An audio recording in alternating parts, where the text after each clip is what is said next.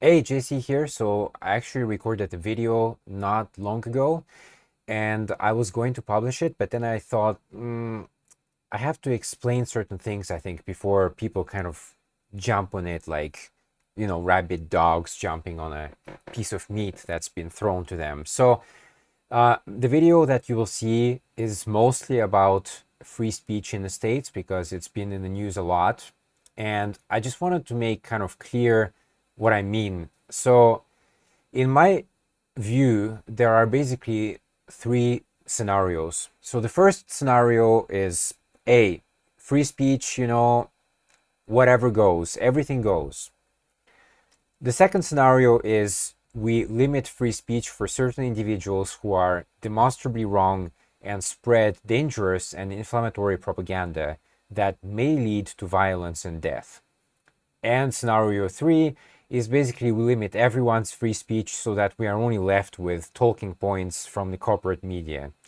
So from these, let's say like these are the only three options. And so of course, if that's the choice I'm given, I would pick the first one.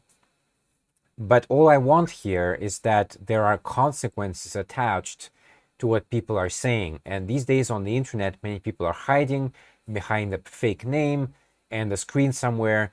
And so they say the most awful things for that very reason, that they're not going to pay any price for what they say. Really. Uh, they would almost certainly not say certain things like face to face with a person, but online they can behave like they're gods. And I will also, since I'm doing a course on climate change right now, by the way, please check it out when it's done. It's called EPIC, a climate change course. Uh, my argument here is that if we talk about something like climate change, we can see that if we allow everybody to participate, this basically poisons the well. Millions of dollars are invested every year to essentially buy the government and to preserve the status quo so that the major polluters essentially don't have to do anything. And so, in this regard, I would say that free speech is actually detrimental because it's one thing to disagree about something, but it's a totally different thing to firmly believe that your ignorance is just as good as someone's knowledge. And that's just not the case. So I just wanted to make that clear before the rest of the video. I am not saying, I am not like some kind of anti-free speech guy, but I'm like, okay, free speech, but there are consequences for what you say. So now you can see the rest of the video. By the way, I wanted to call this segment Advice Nobody Asked For, but I'm pretty sure that this is kind of like there's a copyright on that by Buckley, I think, in Canada. So he used to have a column in his magazine called Advice Nobody Asked For, and he basically replied some people. So I can't use that. Damn it. Why don't we start with a song? I think every podcast should start with a good song, but I wonder what should I pick really? Oh, I know, I can hear something. By the way, this is in Japan called the Yodobashi in melody, which makes me absolutely angry every time I hear it there, because they don't know where it came from and they don't know the meaning. So here we go. Mine eyes have seen the glory of the coming of the world. It is basking in its splendor since the day that it was formed. Religions often claim it was created by a god. The truth says otherwise. Glory, glory, hallelujah. Glory, glory, hallelujah. Glory, glory, hallelujah. The truth is marching on.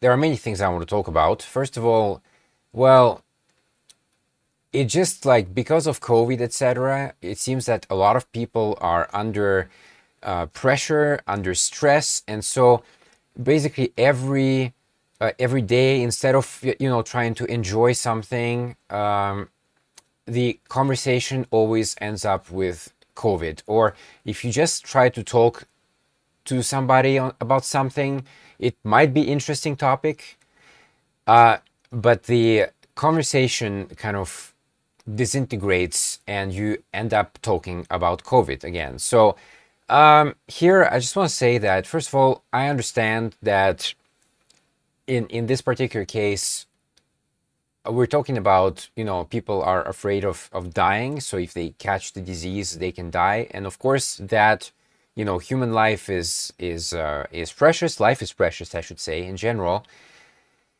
So, it makes sense that happens, but it's a shame because I feel like a lot of other issues, very important issues like free speech, etc. But we, the people, are stuck talking about COVID, and it's kind of like an opportunity missed. Like we miss opportunities to talk about important things, and instead we just talk about one thing, which is COVID, and that's very unfortunate, I think. First of all, free speech is not what we understand it is. Okay, there's no such thing really as absolute free speech. What I mean by that is that yes, in theory you can say whatever you want, but there are consequences to what you say. Now, what happens these days, however, is that a lot of people are using the internet, and they're using a pseudonym, and they're hiding somewhere, we don't know where. They're hiding behind the screen, and they say the most evil and vile things you can imagine.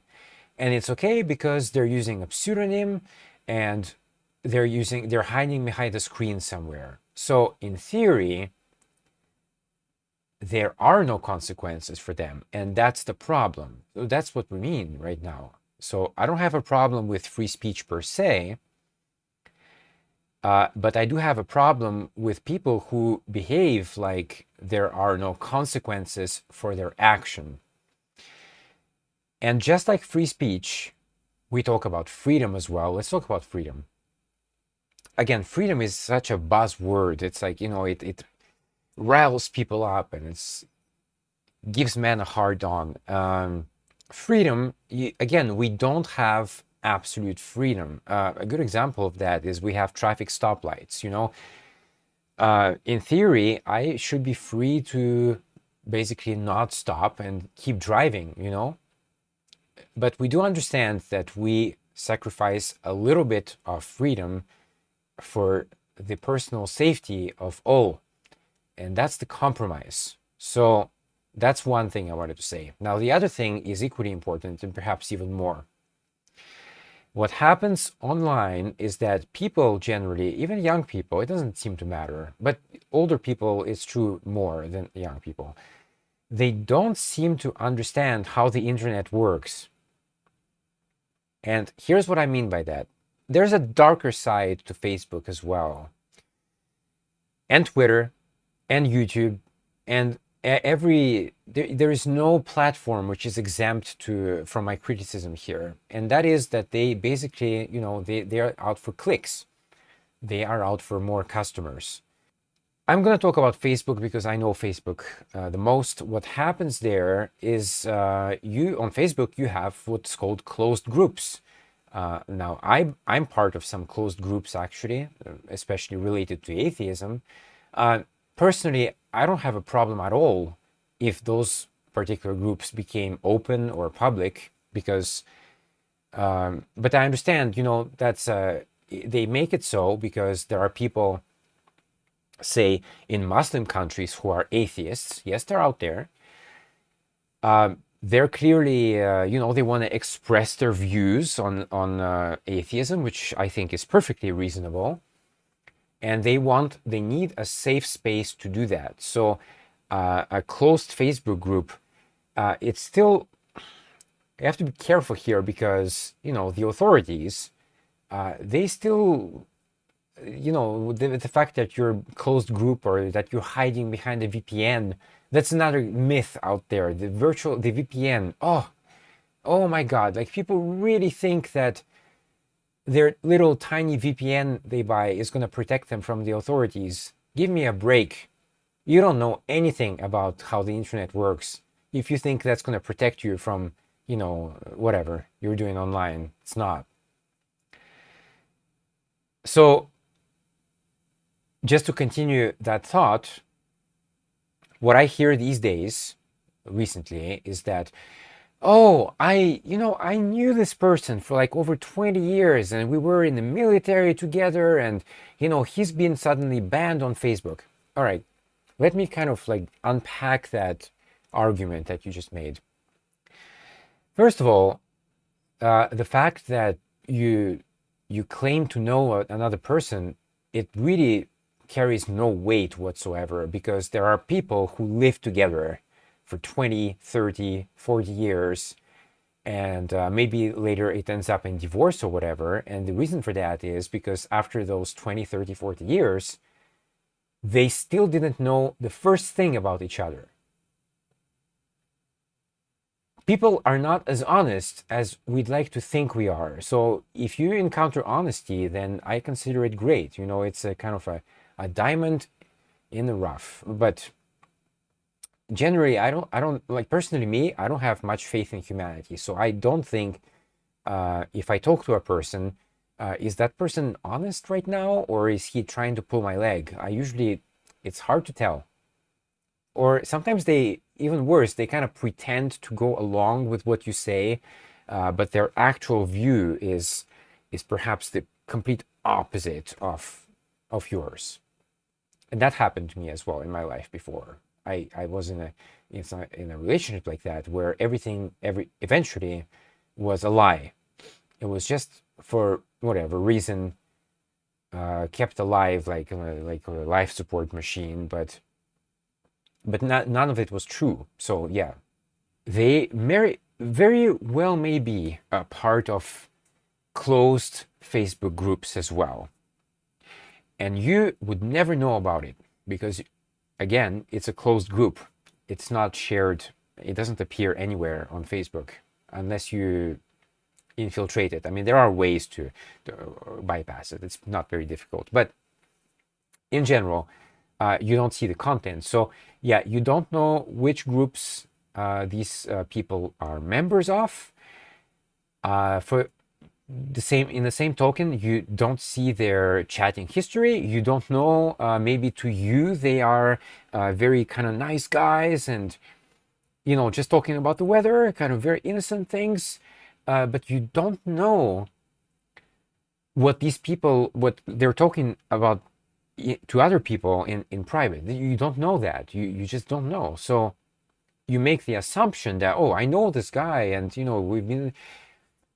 you don't know these people. That's the thing. So when they say, well, Facebook bans people, well, that's true, I guess. So I think when you say that, okay, Facebook banned you,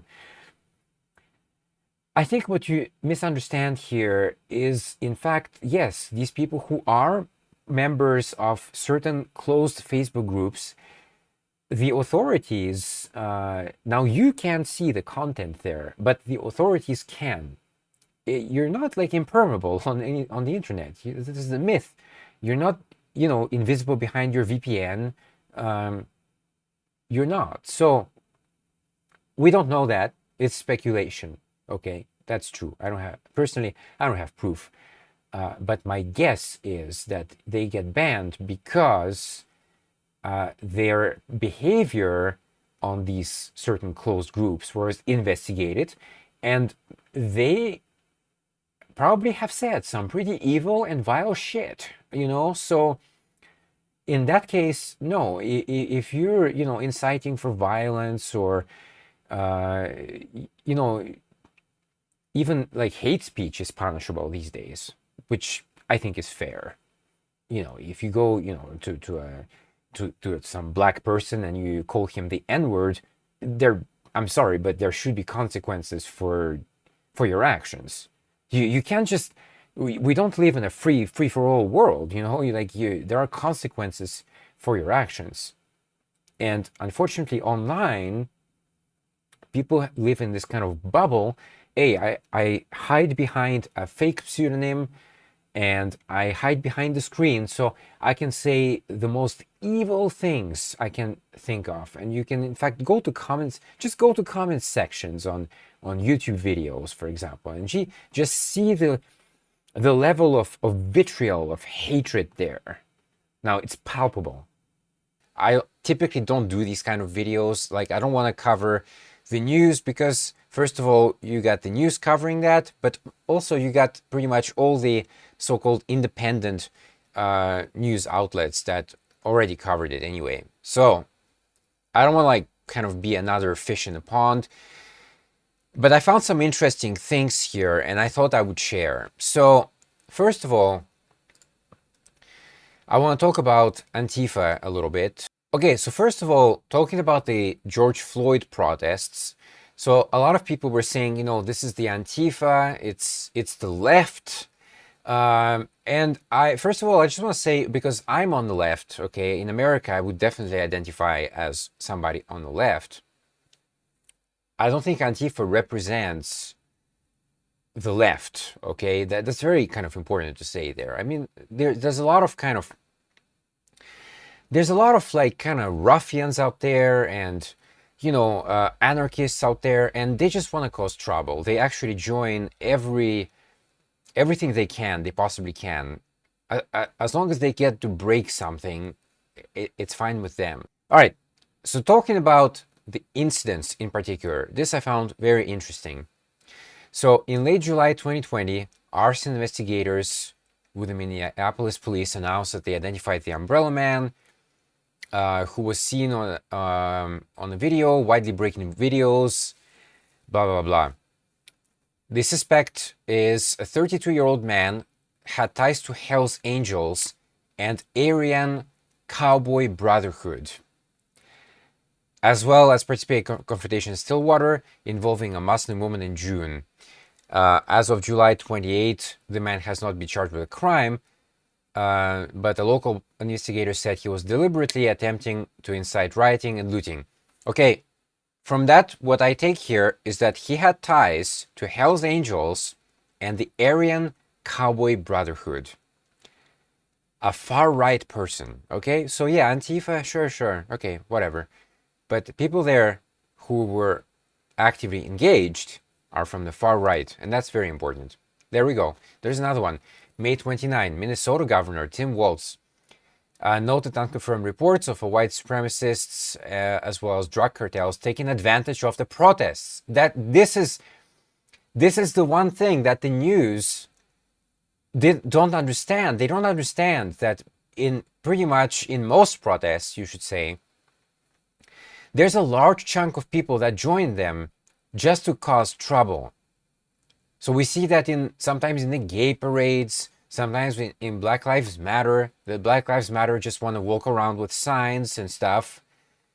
And these kind of people from the far right join them and they cause trouble. But okay, sure. On the left, maybe some people join it as well.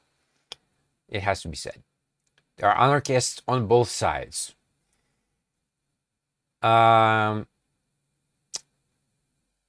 So yeah, noted that some white supremacists had posted messages online that encouraged people to go loot in Minneapolis and cause mayhem. So again, in white supremacists, I'm sorry, but that is the far right. On May 30th, Minnesota officials, including Minnesota Attorney Keith Ellison, okay, so they believed that white nationalists were using the protests as cover for inciting violence. That's exactly what I just said. Minnesota officials were monitoring the ongoing far-right online effort to incite violence. On the other hand, Howard Graves, an analyst, stated that he did not see clear evidence of white supremacists or militiamen heading out to burn and loot. University St. Thomas' Lisa Waldner, an analyst of the white American supremacist and anarchist movements, has noted that the goal of many of the individuals involved in the destruction of Minneapolis was to create chaos so as to pursue their own agendas. So this is interesting here. This is the end of the story here. White nationalist Facebook groups reportedly began urging members to get their loot on. In at least 20 cities across the country as of May 31, members of hate groups and far-right organizations filmed themselves at the demonstrations. Now, do you start to understand what's going on here a little bit more? It's not finished. On the evening of June 7 in Lakeside, Virginia, witnesses reported that a truck driver deliberately drove into protesters. No one was seriously injured. The suspect was arrested. The county, okay, so check this out. The county attorney described the suspect as an admitted leader of the Ku Klux Klan and a propagandist for Confederate ideology. So again, this is the far right. June 15, confrontation between a protester and counter-protester at the statue of Juan de Oñate at the Albuquerque Museum of Art and History led to Williams being shot. Okay, so I'm just kind of skipping a bit here. The New Mexico Patriot Groups, which was present at the shooting, was accused of intimidating people of color and promoting right-wing material. Shit! Stop doing that. And finally, on June 25th, 3 police officers in Wilmington, North Carolina were fired after they were caught in a leaked audio tape using derogatory remarks to describe Black Americans, saying that they should be slaughtered and that there should be another civil war to wipe them off the fucking map. It was later revealed that 2 of his officers had previously disciplinary issues. Yeah, no fucking kidding. Are you serious? Including 1 officer who had been fired but rehired 4 days later. So the police is often accused of being kind of a boys' club. It's like really you're kind of the cops who are covering for bad cops. It's kind of the same thing. Like you're part of the problem. So. There was that, okay? So this is just kind of about the Antifa. I just want to kind of give you a bit of perspective what we're talking about here. Okay, so now I'm going to talk a little bit about the Capitol thing. Okay, so for people, this is kind of mostly for non-Americans because obviously Americans, I think, kind of know what's going on. So, okay, just to kind of briefly summarize it in a nutshell. What happened was in November, we had a presidential election in the States, and Joe Biden didn't just win the popular vote because Hillary Clinton also won the popular vote in 2016, but lost the electoral college because she didn't play the game. She went for the people instead of going after the states, and that's a problem. But Joe Biden won both. So both the popular vote and electoral college. Okay, so that's what happened. So some people say, of course, okay, well, how do you know? Well, I can ask that question in every single country. How do you know? Are you personally going to count the ballots or something? So you say, okay, you have witnesses, etc. Okay, that's how it works. Then you have witnesses, and we have to trust these witnesses that they're impartial, etc. Okay, all right. So okay, Joe Biden won the election, but for the past 2 months or so, Donald Trump has been doing nothing else really, other than saying that the election was stolen, that he in fact won by a landslide, and that people and the people in his cabinet, government, should stop the steal. That's what he was tweeting all the time, pretty much. So you might say, okay, well, all right, he has the right to kind of contest the results, I guess. All right. The tricky situation we get in here is that his people, the followers in general, actually, not just on the right, but on the center as well, because I don't like to talk about the left too much, because I don't know who the left are really in this country right now. So, yeah, annoying hair. All right. So, the problem with these people is that they are very kind of easily manipulated by something. They hear "stop the steal," and in their brain it translates to, okay, it's like revolution time. All right. Uh, there are people, so people in the Capitol, when they stormed the Capitol, when there was a riot there, some people died. I think at least I know of two cases of people who died. I know this woman, Ashley Babbitt, who got shot. Unfortunately, I think she's going to become a kind of martyr of that movement, and that's very unfortunate because I will talk about her in a moment. I know it's not nice to talk about dead people, but you have to understand the context here. Even dead people were dangerous, and in fact their ideology might still be dangerous.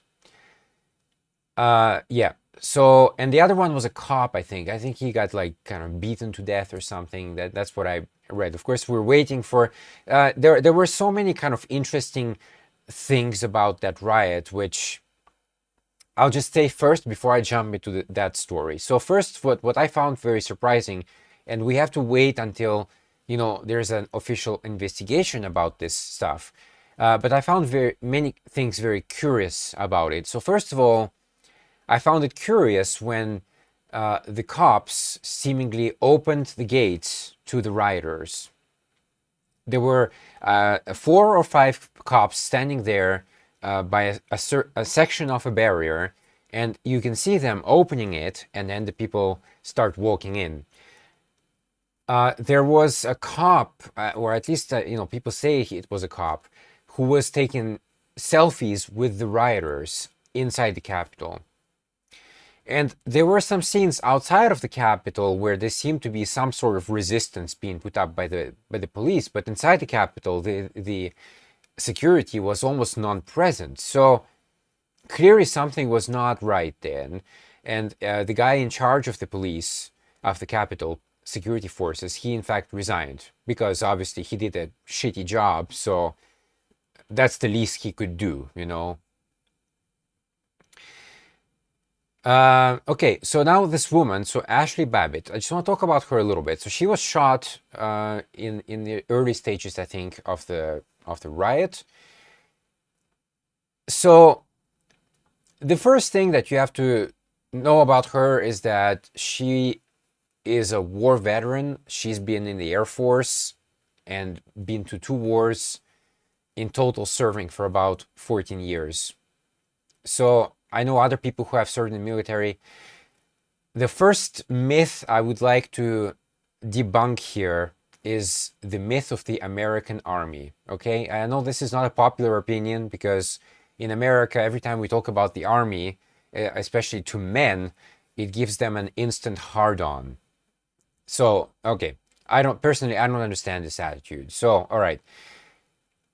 Just because you're in the army, it doesn't make you some kind of infallible person or some kind of holy person or whatever. It really depends on what you did in the army. So we tend to forget a lot of time, but people who went to Iraq, for example, they went to Iraq based on a lie.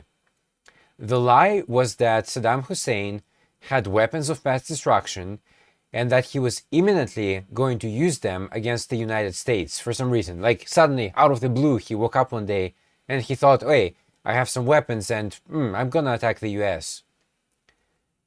It doesn't make any sense. Colin Powell famously went to the United Nations. They presented these kind of diagrams of some advanced vehicles that never existed. He shook the vial of anthrax in the middle of a room full of political figures. That's smart. It's probably washing powder, but I mean, look, it was a theater, and some people saw through the theater. That's why they didn't join the effort in the war, and unfortunately a lot of people didn't. But what America does is that we're basically kind of what we call it foreign aid. We send money to this country, we send money to this country. But what we're really doing there is that we're buying their support. So yeah, we'll give you money, don't worry. But if there's a war, then you send us some troops or something. That's basically the deal. And we have, in fact, military bases in almost every country in the world, except like maybe Syria, Iran, North Korea and Russia, maybe. Talk about an empire. That's an empire, okay? So yeah, the myth of the American army, it's somebody who is like this holy crusader. It is absolute bullshit, okay? Especially if you served for a lie. So Iraq was a lie for the oil companies because they're like, oh, okay, well, the economy is not doing very well. What can we do? Oh, we can get more oil. And so, Bush has a vendetta against Saddam Hussein. So perfect. It's a kind of win-win there. After 9/11, America wanted blood. It didn't matter who was under the bus. Somebody was going under the bus. And it happened to be Iraq. And then, of course, a few years later after that, we went to Afghanistan, which, again, I know people who served in Afghanistan. You served based on a lie. You didn't go there to spread democracy. I mean, that was like maybe 1% of the mission. You didn't go there to spread democracy. You went there because the Taliban at the time, so what happened was that they had like opium fields, and they started to basically burn these fields, and the drug productivity was going down. And the Americans, pharmaceutical companies, they said, oh, that's not good because we need that shit. We need that opium to make our drugs in America so we can sell them back to the world at exorbitant prices. Well, especially in America, since we don't have any price control there. So they did. They sent soldiers there. So, first we fought some guys wearing turbans, etc. And we secured the fields. Now there is the highest production of opium ever in 2020. You're welcome. And of course, the Taliban gets a huge share of that. But that's part of the kind of backroom deals that they're making. Oh, the Taliban also going to make a lot of money. Yeah. So, okay, that's kind of the myth of the military. So just because we're in the military, that really doesn't make you any better than, say, me or some kind of doctor somewhere or an engineer somewhere who hasn't served, actually. It doesn't make you better. So let's make that clear, first of all. So in her case, life after the military was not easy. And that's certainly a problem we can address. That's a real problem because the vets who are coming back from Iraq and Afghanistan, in a lot of cases, maybe they struggle to find jobs. Maybe that's very much the case. I know they struggle with mental health care, for example. That's certainly a problem. There's not enough of that for them. So, okay. She worked briefly as a security guard at a nuclear power plant. Well, that doesn't sound too bad, actually. But she didn't work there for long. On her social media, she was kind of apolitical at first, but then she started to pretty much just post nonstop messages supporting President Trump, embracing QAnon conspiracy theories, and tirades against immigration, drugs, and Democratic leaders in California. So I don't have a problem, actually, if you have issues with Democratic leaders in California. But tirades against immigration, that's something I don't really tolerate because America, the whole kind of basic idea of America is that we're founded on immigration. So if you go against that, you go against one of the core principles of the nation, which in my book doesn't make you a friend of the country. Okay. So she also, she said, she represents the American people, etc. Like, I'm so tired of it. I am woke. I'm really tired of hearing this word. I'm woke. You're supposed to You're supposed to pay attention to politics. You're supposed to do that. You're not supposed to do that when you're 40 or 50 and suddenly, oh, I'm woke. Now I can see the disaster. Now I have to vote. you're supposed to be actively involved in democracy, okay? So yeah, I have no respect for that. The people that knew her, they said it was very strange that she was in fact this kind of attitude, but they said it was ultimately expected. This was the path that she chose to walk. Okay, so then we jump down a little bit here in the article, and this is from New York Times, by the way. Just want to kind of make that clear. This one here says, so yeah, they had like relationship problems. She had relationship problems. Eventually, she started started to work for a pool service and supply company where her brother said he had worked. Okay, all right. So again, this is how far you have sunk. Okay, again, I have to kind of explain what I mean here. When I was a kid, when I was growing up, when I was not doing very well at school at first, my parents always told me that if you don't do well at school, what are you gonna do? You're pretty much gonna end up working in very heavy, difficult manual labor jobs. So this can be working at a factory, maybe, although these days it's very automated, so I don't think you need many workers anyway. But okay, you could work at a factory. I guess you could be a miner. You could be like working in the supermarket, which, carrying these heavy boxes of stuff, etc., placing them on the shelves. Or retail, again, you're getting these huge shipments of clothes and you have to put them on the shelves, and it really doesn't require brain power. It's just manual power. Like, we need a pair of arms, we need some muscle. Hey, some people need to do that. You know what? Some people need to do that. But what I'm trying to say is that, unfortunately, in a lot of cases, these jobs are considered kind of the lowest of the low. Like, it's very hard to go lower. Like janitor, etc. Like, you're cleaning the toilets, man. Come on. You're cleaning the floor that somebody threw up on. Like, come on. What are you talking about here? Of course, if you have a choice between that and, say, some kind of engineer or scientist or a doctor, of course you're going to pick those professions. She borrowed about $65,000, but the rate of interest for that was 169%. Okay, so this is one reason why America right now is full of angry people who want to break stuff. This is one part of the reason, okay? Because of these predatory kind of loan systems, and we put you into debt, etc.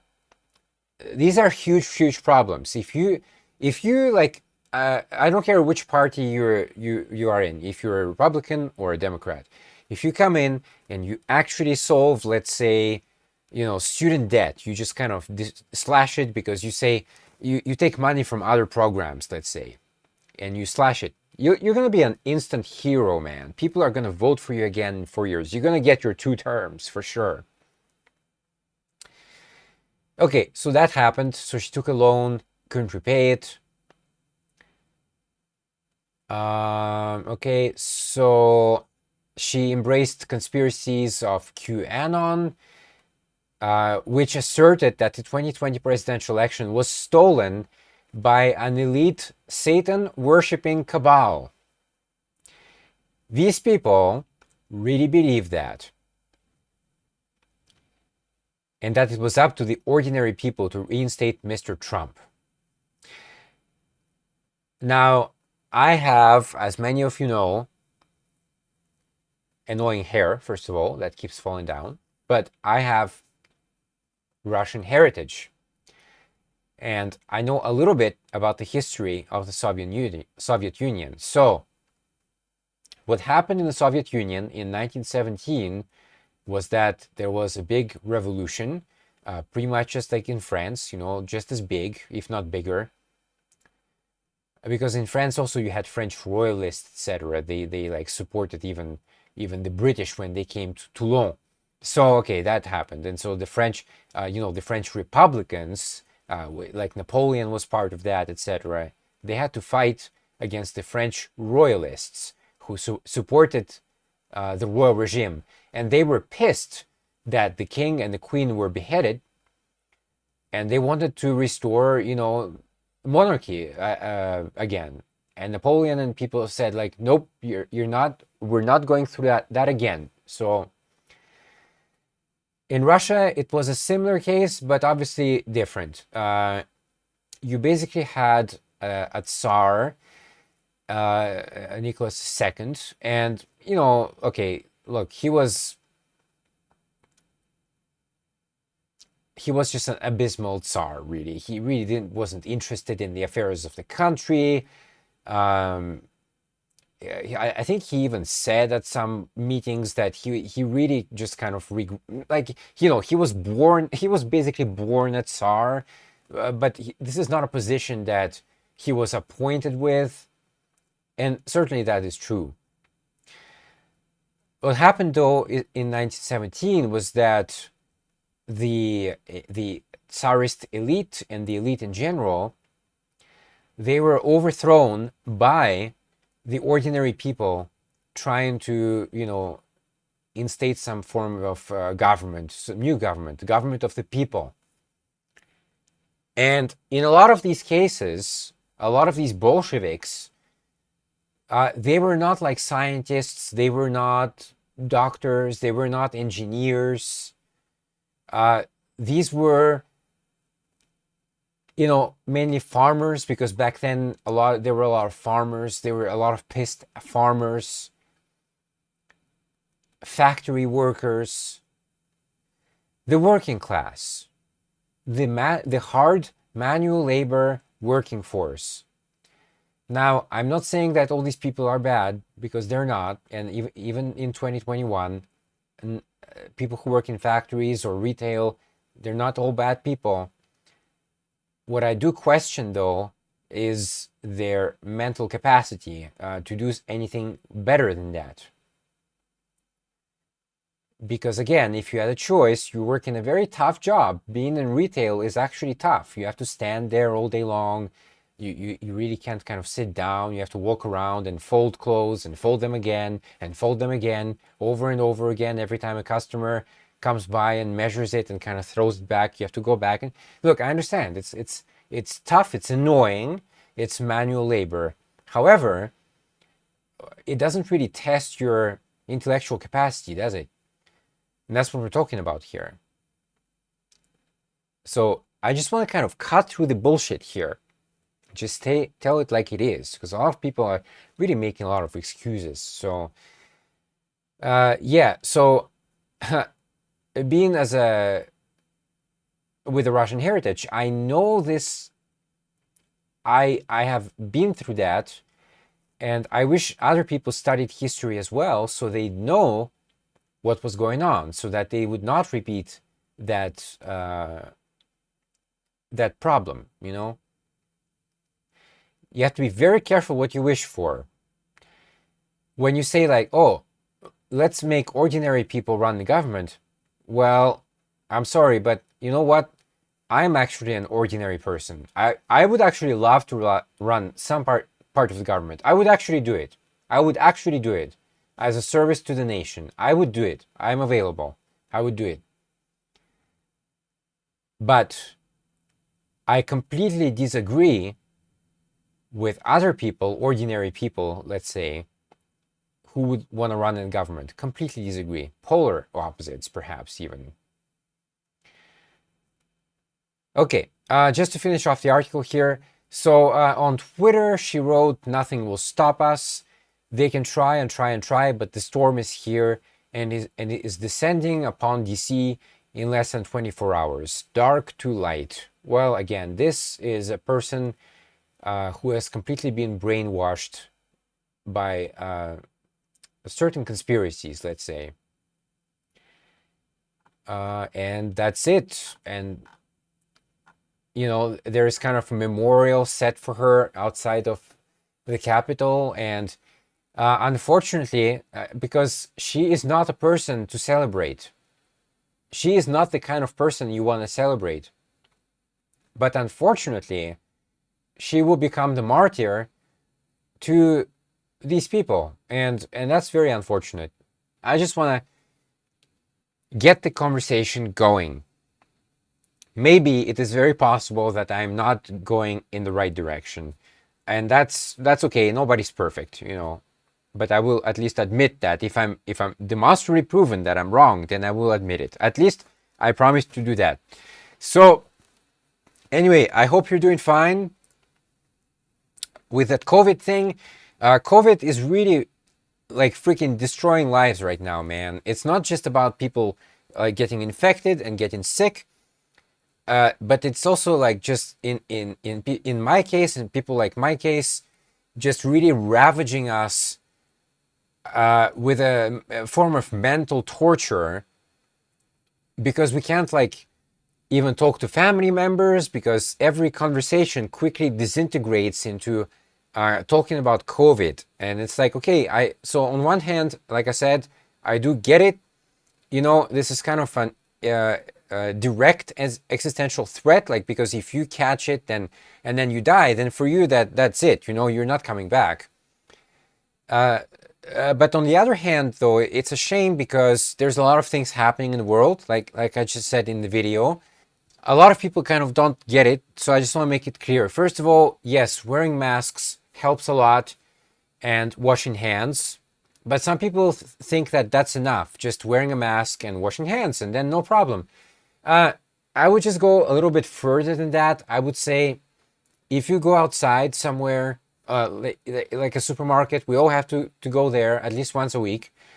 When you come back, immediately wash those clothes, because well, they've kind of proven that since the Diamond Princess fiasco in Japan in early January of last year, that the coronavirus stays on surfaces for 3 to 4 weeks.